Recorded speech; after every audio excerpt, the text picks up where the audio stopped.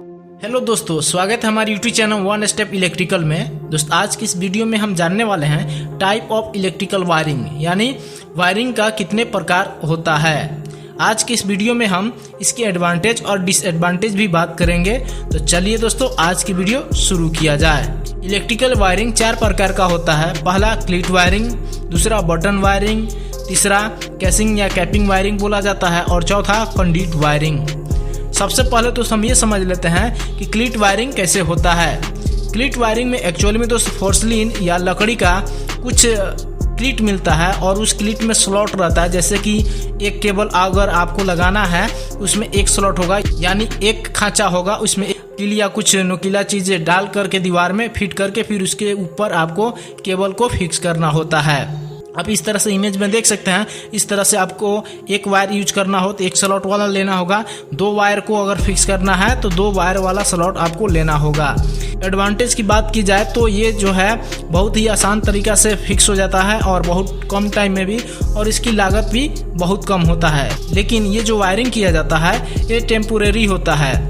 और डिसएडवांटेज देखा जाए तो ये देखने में अच्छा नहीं लगता है और इसमें जो वायर होता है वो बाहर आता है, जिसके कारण से गर्मी, बरसात और धूप पड़ने के कारण से केबल का जो लाइफ होता है वो घट जाता है। इसके बाद दूसरा जो वायरिंग आता है वो आता है बटन वायरिंग। बटन वायरिंग बहुत ही पुराना तरीका है। इसमें आयरन का यानी लोहा का क्लीट मिलता है और उस क्लीट को फिक्स करने के बाद वायर को फिक्स किया जाता है।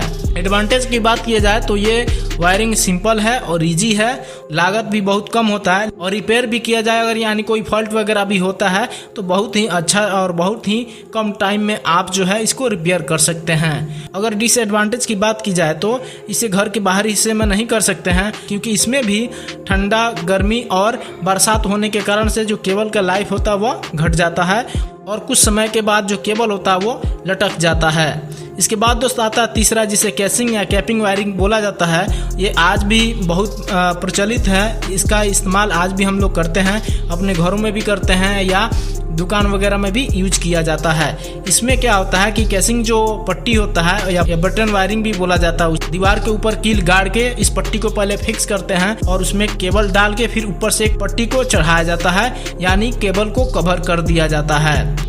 अगर इसकी एडवांटेज की बात की जाए तो इसमें हमें शॉक लगने की कोई चांस नहीं रहता है और ये जो वायरिंग होता है उसकी लाइफ बढ़ जाता है as compare to cleat wiring और बटन वायरिंग, और ये देखने में भी एज कम्पेयर टू बटन और क्लीट वायरिंग की अपेक्षा अच्छा दिखता है।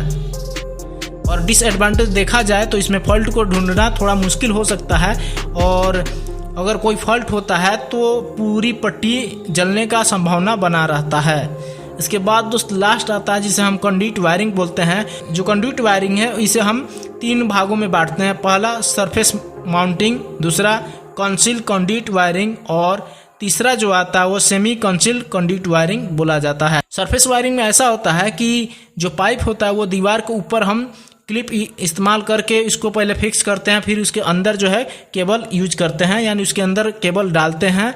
और कंसील्ड कंडक्ट वायरिंग होता है, इसमें जो होता है जो पाइप होता है उस पाइप को अगर छत ढलाता है तो उसके अंदर ही पाइप को डाल दिया जाता है और दीवार जो होता है रूम के लिए अगर हमें वायरिंग करना होता है तो उस कंडीशन में भी पाइप को दीवार के अंदर झिरी काट के पाइप को अंदर फिक्स किया जाता है और फिर उसके बाद केबल को डाला जाता है। और तीसरा सेमी कंसील्ड जो कंडक्ट वायरिंग होता है, इसमें छत में पाइप तो डाल दिया जाता है लेकिन अगर हमें वायरिंग रूम के लिए करना होता है तो उस कंडीशन में जो पाइप होता है उसको हम दीवार पे ही फिट करते हैं, इसलिए इसे सेमी कंसील्ड कंडक्ट वायरिंग बोला जाता है। अगर इसकी एडवांटेज की बात की जाए तो जो लुकनेस देखा जाए यानी अपीयरेंस देखा जाए तो बहुत बढ़िया रहता है और केबल की लाइफ भी बढ़ जाता है। और डिसएडवांटेज की बात की जाए तो इसमें अगर कोई फॉल्ट होता है तो इसको ढूंढने में हमें काफ़ी परेशानी होती है।